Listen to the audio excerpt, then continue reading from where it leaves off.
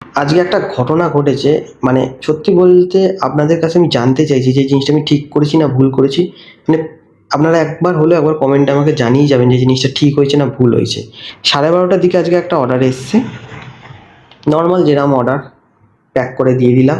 কিন্তু যখন নিতে এসছে তখন দেখলাম একজন মেয়ে এসছে। আমি সঙ্গে সঙ্গে একবার অ্যাপে খুলে দেখে নিলাম যে এত রাত্রিরে মেয়ে তো হওয়া উচিত না, কারণ ডেলিভারি পার্টনার জোম্যাটো অ্যালাউ করে না যে এত রাত্রে কোনো মেয়েকে দেবে ডেলিভারি। তো দেখলাম সেখানে সঞ্জয় সেনগুপ্ত বা সিংহানা বা সিংহানিয়া এরম টাইপের কিছু একটা টাইটেল, আমার খেয়াল আসছে না।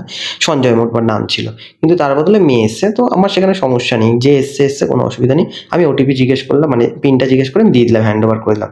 সমস্যা হচ্ছে এর পরের থেকে মেয়েটা হট করে বললো যে দাদা তোমার বাথরুমটা একটু ইউজ করতে পারি, আমার একটু প্রবলেম আছে।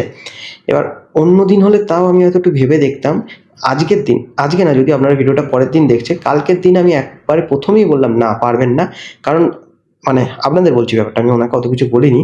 কারণ আমার বাড়িতে মা ছিল না, ছিলাম আমি একা। ওই 12:30টার দিকে আমি একা কোনো অচেনা মহিলাকে বাড়িতে অ্যালাউ করতে পারি না। তার মেন কারণ চুরি না, দেখুন চুরি করে কেউ আর এখান থেকে বেরোতে পারবে না, কারণ আমার বাড়িতে যেরকম সিস্টেম আছে চুরি করে সে বেরোতে পারবে না।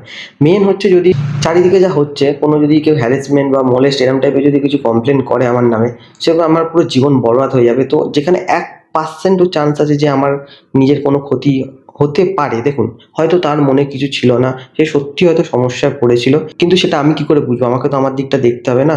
তো এই রাত্রিবেলা আমি কাউকে একা বাড়িতে কোনো দিনও অ্যালাউ করতে পারি না। কিন্তু আমি তাও ওনাকে বলেছিলাম, দেখুন আপনি যেখানে ডেলিভারি করতে যাবেন, আমার কাছে 13-14 বারের মতো উনি অর্ডার করেছিল, যেখানে ডেলিভারি করতে হবে সেখানে একবার রিকোয়েস্ট করে দেখতে পারেন, তারা যদি অ্যালাউ করে তো খুব ভালো কথা। তাছাড়া আমার কিচ্ছু করার নেই। আপনারা মানে আমার জায়গায় থাকলে কি করতেন? মানে এখানে যদি কোনো ছেলে হতো কোনো সমস্যা ছিল না, দাদা চলো বাথরুম ইউজ কি, তুমি ওখানে ঘুমিয়েও নিতে পারো 1 রাউন্ড, কোনো সমস্যা নেই, এমন ব্যাপার। মানে জাস্ট একটা ইয়ার্কি মারলাম এখানে। কিন্তু সমস্যা হচ্ছে একটা মেয়ে, মানে আপনারা বাড়িতে একা রয়েছেন, কোনো মেয়ে যদি আসতো তাহলে আপনি কি অ্যালাউ করতেন? মানে এই বর্তমানে যা কিছু হচ্ছে, মানে এই পরিস্থিতিতে আশেপাশে চারিদিকে যা হচ্ছে, তারপরেও কি অ্যালাউ করতেন?